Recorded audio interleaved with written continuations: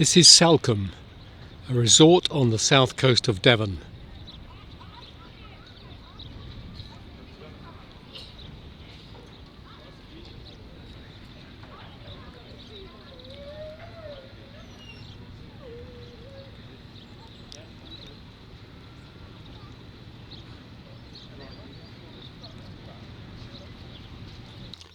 This is the cemetery in Salcombe.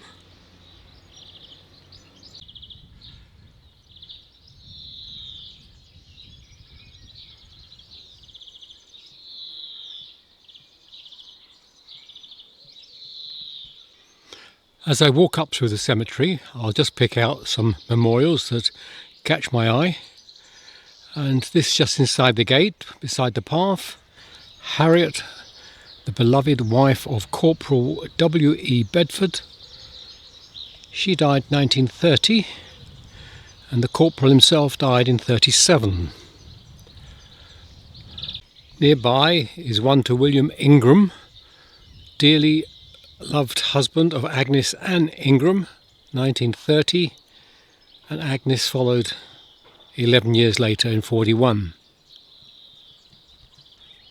As you saw earlier, we are on the coast here with a little port, mainly a fishing port, and this one has a scene from the sea with the boat on some rough waves and an anchor. And this is John Ashley, beloved husband of Edith Cook, who lost his life in the Salcombe Lifeboat Disaster in 1916. And then beneath that we have Norman John, the darling baby of the above, who died just a few months later, 11 months. What a terrible loss Edith Cook took. And then the 3-year-old died just 2 years later. The Salcombe lifeboat disaster was when the lifeboat was returning in very stormy weather, and as it reached the beach it capsized, and of the 15 crew members 13 died. And Salcombe's a very small town. Must have been a horrendous loss. Here's another grave alongside the one we just looked at. William James Fole, who lost his life 1916, aged 32 years. And then if I can move along to the stone nearby, this is Peter Heath Fole, husband of Emily Fole. He was 56 years when he lost his life in that disaster. And if I go along to the end here, that's Peter Heath Fole. So a lot from one family died. He was aged 35 years. Nearby is this one. Not connected, I don't believe, with the Salcombe lifeboat disaster. This is William Percy Distin, who died at the Naval Hospital in Chatham, 1918, age 19. Much more likely to be a war casualty. High up on the bank we have this large cross, and it's got protective chains around it.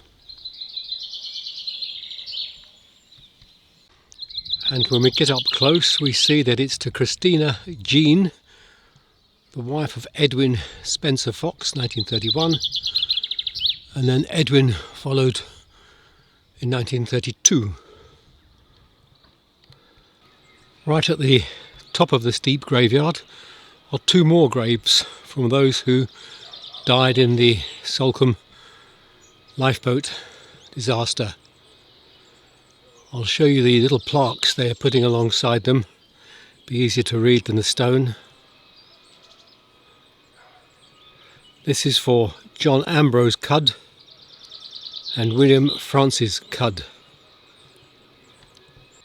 This is a war grave and a job title I've not seen before. This is Donkey Man, N. Dockham, SS Riversdale, died 1917. A donkey man. A little unusual memorial. Unfortunately, the inscription at the base is very difficult to make out. I can see that it's died 1901, but I can't get a name from it, but quite distinctive. From the top of the steep graveyard, this is the view looking downwards. Just through the gap there you can see some of the water. That's the river that joins the sea here, the estuary. And looking across towards the town, you can see the large parish church there, the tower at least. A large family plot with 3 identical and solid stone crosses, still retaining the chain around the outside, and the surname is Fawcett. Another one right up at the back of the graveyard in one of the highest points. There's this large family plot, and on the base quite clear inscription: Turville Douglas Foster, Brigadier General, 1865-1915. And close by, another military man. On the base of this one we have General Henry Augustus Adams.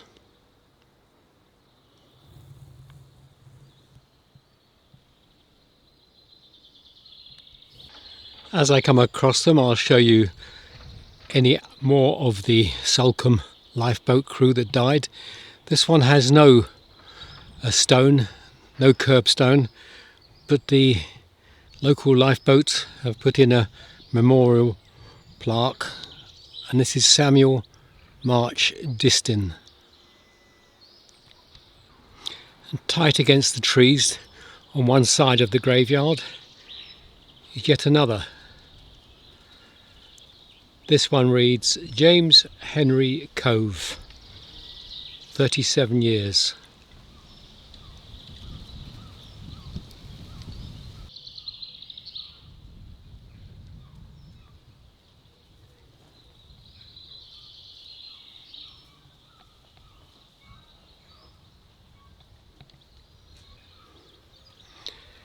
James Jenkins, Station Officer of Coast Guard, Salcombe, who died 5th day of January 1880. This war grave has D.F. Partridge, able seaman, Royal Navy, HMS Alunia, 1946, age 25. But then when we look down a bit further, and I've cleared the grass away, also his brother, Ernest George Wilmot, age 27, who died on the same day.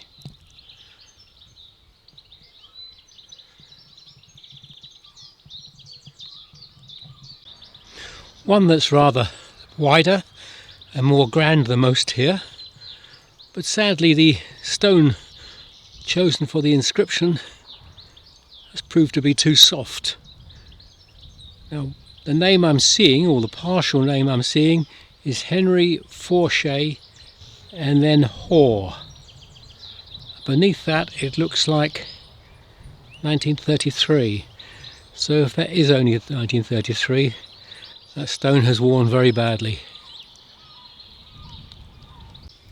A pair of memorials on the same burial plot. On the left we have another victim of the lifeboat disaster in 1916. This is Thomas Putt, the husband of Edith Putt. And then the stone right next to it is James Andrew Friend, son of the late James D. Friend and Edith Putt, who was drowned from HMS Sunflower, 1918, age 21. I don't think that can be the same Edith Putt. but clearly a family name. This is James Chope Gellard, a master mariner, and he died in Brazil at Pernambuco, 1871, aged 45 years.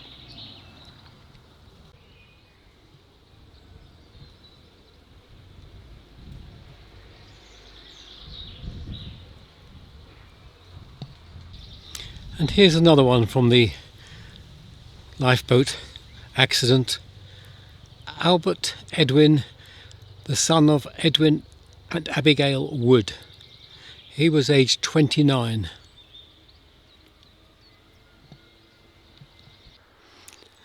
And another one.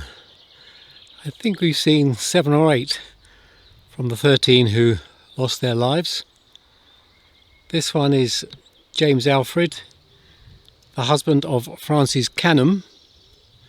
His cheery smile, his pleasant face are a pleasure to recall. He had a kindly word for each and died beloved by all. And then their son died the following year. James Arthur, killed in action, 1917, aged 21. One can only feel the greatest sympathy for poor Frances, who lost her husband and her son. Well, the overriding story of this small cemetery in Salcombe is of the sea, and in particular the lifeboat tragedy back in 1916. If you come to Salcombe, or if you come to South Devon, it's certainly worthwhile coming up here for an hour or two and just enjoying these memorials. Till the next time.